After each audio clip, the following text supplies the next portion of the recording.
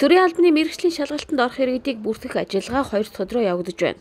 За өнөөдрийн 12 цагийн байдлаар нийтдээ 340 хүн шалгалтанд орохоор бүртгүүлсэн байсан ч өглөөний байдлаар 400 хүртэл дугаар тараасан гэлээ.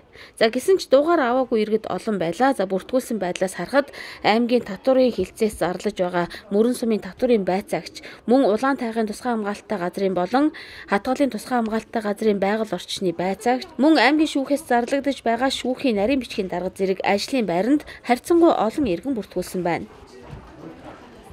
За иргэдийн зүгээр энэ бүрдэх явцаас харах юм бол үндсэндээ бол яг одоо ямар мэрэгжил сонгож бүртгүүлэх үү? Уул одоо сонгож бүртгүүлэх гэж байгаа мэрэгжлийн дээр тавих шалгуур шаардлага одоо юу вэ гэдгийг бол бас сайн одоо бас харж үзээгүй, нийтэд бас сайн ороогүй тийм дутагдал бол ажиллагдаж байна. За яг хуу зүгээр зарим нэгэн одоо материал дутуу ийм бол байна. За зарим нэгэн одоо бас анхаарах асуудал бол ер нь нөгөө ажлын туршлага, ажилласан одоо жил одоо харгалзсан ялангуяа одоо дистусмилийн одоо ажлын байран дээр шалгах гэж байгаа хүмүүсийн хувьд бол бас буцах ийм хандлага бол байж байгаа.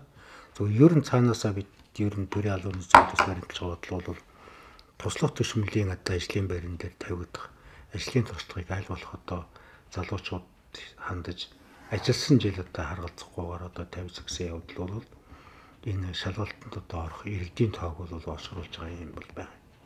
Ер нь бол цаашдаа төрийн албаны зөвлөлөөс бол ер нь төрийн албаа гэх ажлын байранд тавигдах шаардлага дээр бол бас онцгой гарч байх ийм шаардлага бол зайлшгүй байгаа гэдгийг бол бас хэлмээр байгаа юм.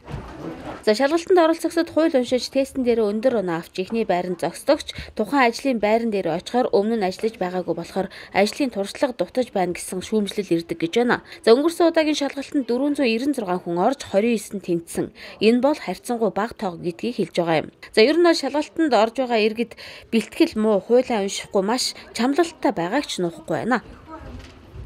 Ер нь энэ шалгалтанд орж байгаа хүүхдүүдийг хараад байхад бол ерөөсөө шалгалтанд тэнцэж нөөцөд одоо бүртгэгдэл орё гэсэн.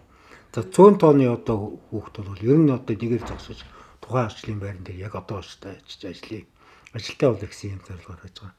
За ер нь зүгээр би яг нэг ороод үзчихээ зүгээр энэ яасан ч агуу гэсэн юм бол ер нь бараг байхгүй л те. Голцгол одоо нэг нөөцөнд одоо тэнцээд нөөцөнд одоо бүртгэдэг гэсэн одоо ийм л хүсэл сонирхлын үүднээс бол орж байгаа гэж бодож байна.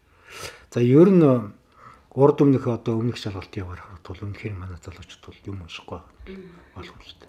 Тэрнээс биш одоо билийхэн ашиглах ном нь байна, тестийн ном нь байна.